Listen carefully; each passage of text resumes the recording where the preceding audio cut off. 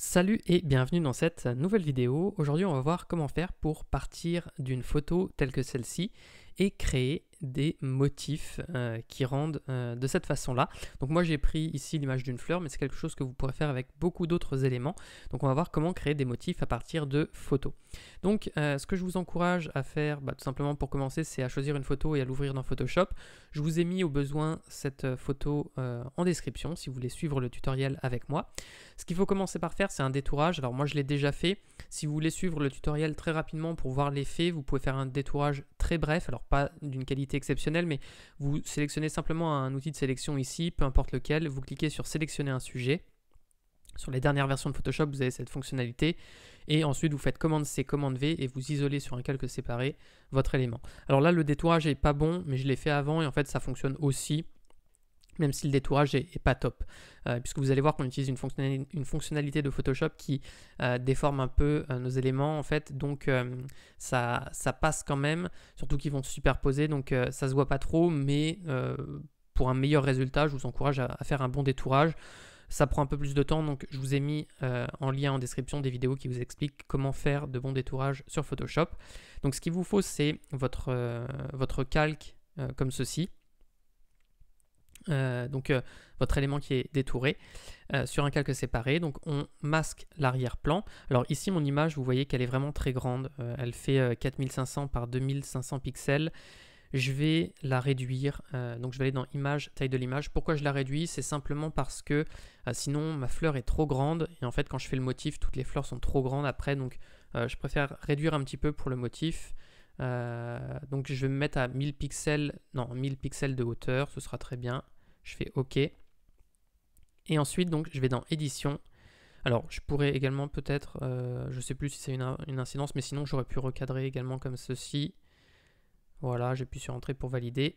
Je ne sais plus si ça aurait une incidence ou non sur le motif, le fait de le mettre dans une forme comme ça, mais peu importe. De toute façon, comme ça, par sécurité, ça m'évite d'avoir trop de matière autour. Et donc, je vais faire utiliser comme motif. Donc, je clique ici. Donc là, je vais appeler mon motif, par exemple, motif fleur. J'appuie sur OK. Donc c'est important de ne pas avoir d'arrière-plan, hein, d'avoir un fond transparent ici. Et donc ça, ce document, maintenant, on peut le refermer. Donc on peut l'enregistrer si on veut, mais on n'en aura plus besoin. Donc là, je l'enregistre. Et donc je vais faire fichier, nouveau. Donc je vais créer un nouveau document de 2560 par 1440 pixels. Bon, vous pouvez prendre la dimension que vous voulez ici, c'est pas très important, mais faites-le en grand quand même. Donc 300 pixels par pouce, RVB 8 bits, arrière-plan blanc, espace colorimétrique sRGB, pixels carrés. Je vais faire créer. Et donc tout de suite, je vais venir déverrouiller mon calque ici d'arrière-plan. Je vais prendre mon pot de peinture, je vérifie que j'ai bien du noir en couleur de premier plan, ce qui est le cas. Et je vais faire un clic pour remplir mon fond de noir. Donc ça, je vais le renommer fond. Je vais ensuite créer un nouveau calque par-dessus. Et là, je vais aller dans Édition. Je vais choisir Remplir. Et en fait, dans le panneau Remplir, donc vous avez peut-être une autre case qui est cochée ici, mais on va choisir Motif. Ici, dans Motif personnalisé, on va choisir celui qu'on vient de créer. Donc moi, j'en ai plusieurs parce que j'avais fait des tests avant, mais donc on prend le dernier, celui-ci que je viens de créer. Donc vous prenez celui que vous venez de créer. On le sélectionne, donc on coche script remplissage aléatoire. Donc il y a d'autres fonctionnalités que je vous laisserai tester par vous-même à la limite si vous êtes curieux. Nous on va se mettre sur remplissage aléatoire, en fusion, donc on va se mettre sur normal 100%, on décoche conserver les zones transparentes et on va cliquer sur OK. Et là, on a cette fenêtre qui s'ouvre. Alors, je vous préviens, mais cette fenêtre est un peu trompeuse parce que là, le rendu que vous avez ici, c'est pas du tout celui qui va apparaître à l'écran. Ça donne une indication, mais il n'est pas très fidèle de ce qui va se passer en fait. Donc, il faudra parfois faire des tests, je vous le dis, mais il faudra tâtonner, faire OK et revenir en arrière parfois si on n'a pas un bon résultat.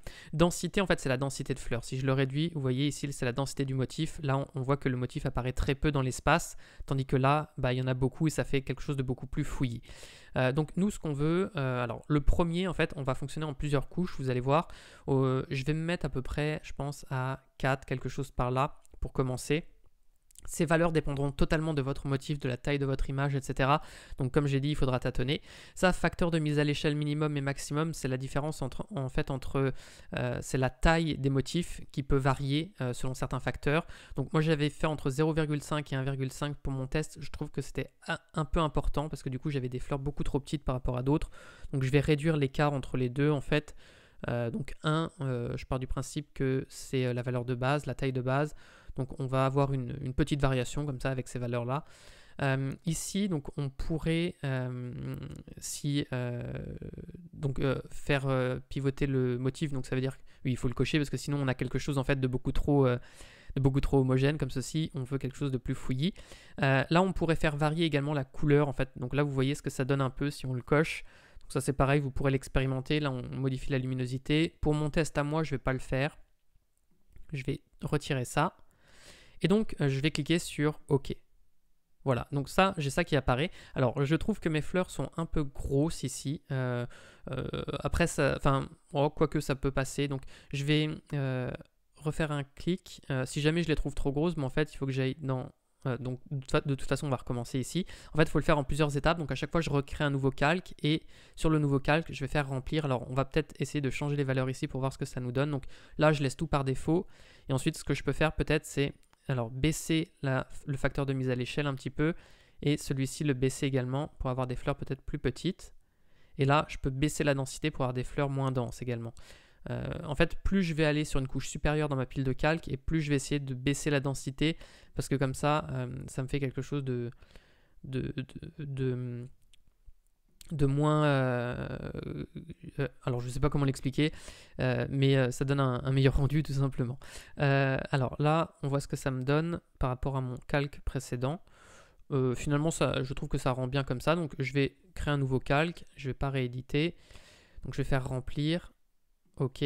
En fait, c'est parce que ce que je voulais dire, c'est que comme on va créer des ombres juste après, vous allez le voir au moment des ombres, si on n'a pas assez de calque et qu'on a quelque chose qui est trop dense, et bah du coup on verra pas les ombres et on verra moins de relief en fait. Donc c'est pour ça que la densité, je vais la baisser, peut-être même à 1,5, voilà, sur mes piles supérieures. Alors, voilà, là j'en ai de moins en moins. On voit mon calque de fond qui apparaît encore, donc je vais créer encore des calques par-dessus.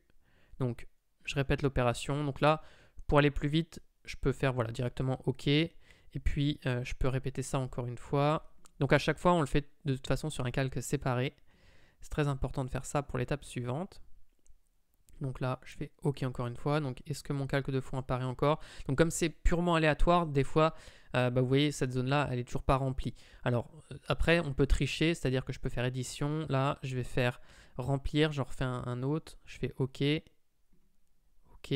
Bon, bah là, il me l'a rempli. Mais si jamais il ne me l'avait pas rempli, donc là, je peux faire avant-après. Bon, j'ai encore des petits trous.